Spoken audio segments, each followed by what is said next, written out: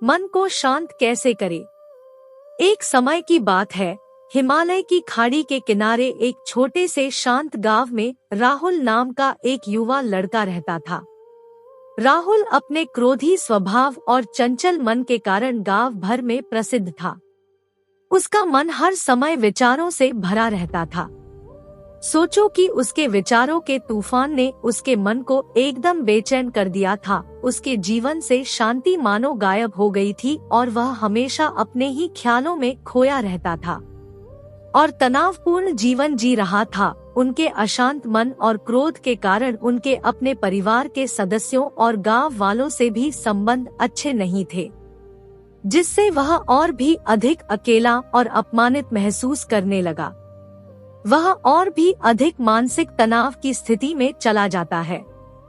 एक समय की बात है, राहुल अपने गांव की गलियों में घूम रहा था। तभी उनकी मुलाकात एक बौद्ध भिक्षु से हुई जो एक पेड़ की छाया के नीचे ध्यान में बैठे थे।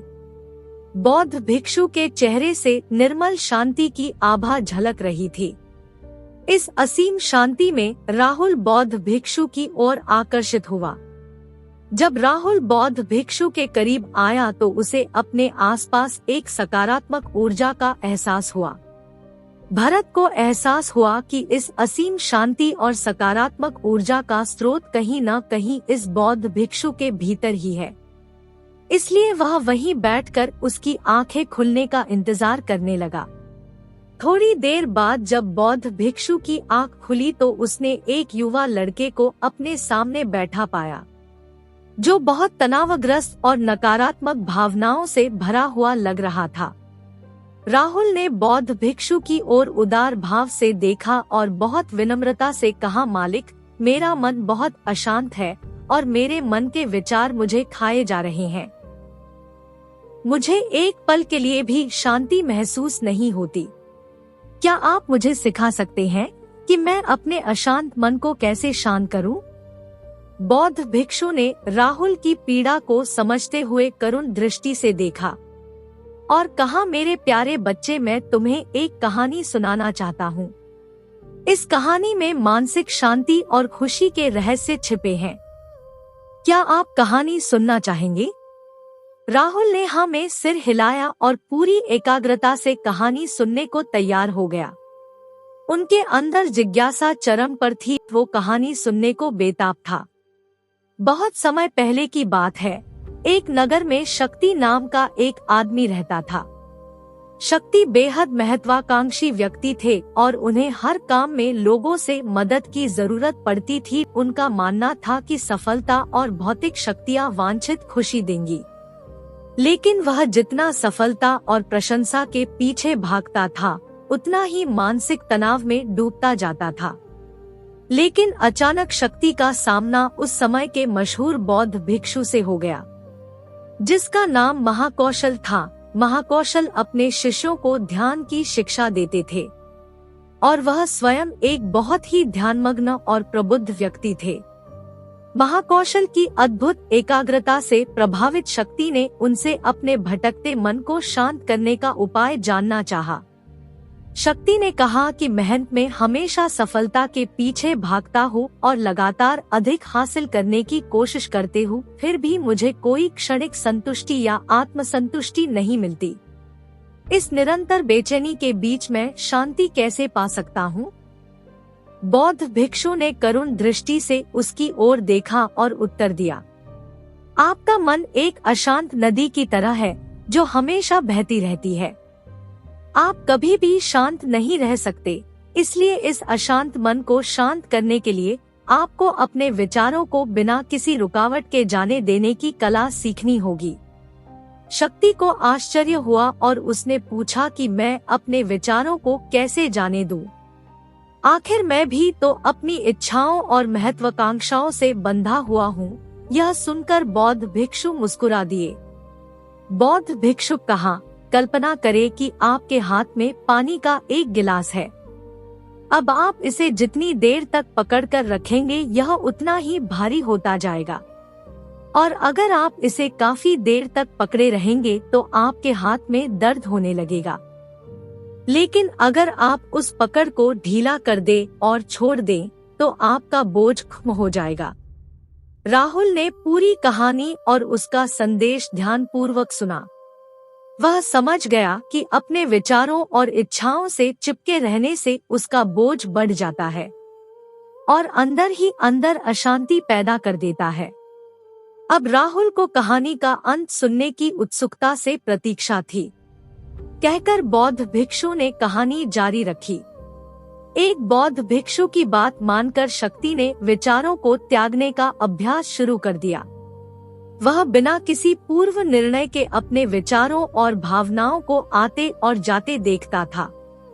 अब उसने विचारों को पकड़ना बंद कर दिया था। विचार उठते थे और अपने आप चले जाते थे। केवल धीरे धीरे उसे यह एहसास होने लगा कि उसकी इच्छा और भावना ही सभी दुखों का कारण है। जैसे जैसे शक्ति ध्यान में गहरे उतरते गए, उन्होंने पाया कि वर्तमान में जीना ही आंतरिक शांति का एकमात्र स्रोत है। वह खुद को वर्तमान में स्थापित करके अपने मन की निरंतर बकवास से छुटकारा पा सकता था। धीरे धीरे शक्ति का मन एक शांत झील की तरह हो गया, जो बाहरी दुनिया को अपने अंदर प्रतिबिंबित करती है। उन्होंने जीवन की सादगी में संतोष को अधिक महत्व दिया और भौतिक संपत्ति के प्रति अपना लगाव छोड़ दिया। जैसे ही शक्ति में ऐसे बदलाव की खबर लोगों के बीच फैली, दूर दूर से लोग मार्गदर्शन लेने आने लगे। लोगों को विचारों को मुक्त करने की कला सिखाना और उन्हें अपने भीतर शांति खोजने के लिए मार्गदर्शन करना, वह लोगों के बीच शांति और ज्ञान का प्रतीक बन गया। शक्ति और साधु की कहानी समाप्त कर महाकौशल बौद्ध भिक्षु कुछ देर के लिए चुप हो गए, ताकि इस कहानी का अर्थ राहुल के मन में अच्छी तरह बैठ जाए। राहुल ने बौद्ध भिक्षु की ओर देखा तो उनकी आंखों में अब एक नई समझ दिखाई दे रही थी। राहुल ने धीरे से कहा कि मुझे इस कहानी में ज्ञान दिखता है, लेकिन मैं इसे अपने जीवन में कैसे लागू करूं? मैं अपने अशांत मन को कैसे शांत कर सकता हूं? राहुल के इस सवाल पर बौद्ध भिक्षु गर्मजोशी से मुस्कुराते हैं और फिर कहा कि अशांत मन को शांत करने का अभ्यास आत्मजागरूकता से शुरू होता है। अपने भीतर उठने वाले विचारों का निरीक्षण करने के लिए प्रतिदिन कुछ समय निकालें। उन भावनाओं पर ध्यान दें जो आपके मन में आती हैं और देखें कि वे कैसे आती हैं और आकाश में गुजरते बादलों की तरह चले जाएं। राहुल ने आंखें बंद कर ली और बौद्ध भिक्षु के कहे अनुसार अपने विचारों का अवलोकन करने लगे। जैसे ही उसने अपने भीतर उठने वाले विचारों पर ध्यान देना शुरू किया, उसे इसका एहसास हुआ। उसे अपने अंदर चिंता और इच्छाओं की एक निरंतर धारा बहती हुई महसूस हुई। सिर्फ एक एहसास ने ही उसे एक अद्भुत शांति का एहसास कराया। उन्हें यह भी एहसास हुआ कि यह सभी विचारों और भावनाओं से अलग है। बौद्ध भिक्षु ने आगे कहा कि जैसे शक्ति ने खुद को सभी मोहमाया से अलग कर लिया था, वैसे ही अपने मन को अशांतकारी विचारों और भावनाओं से मुक्त करने का अभ्यास विकसित करो।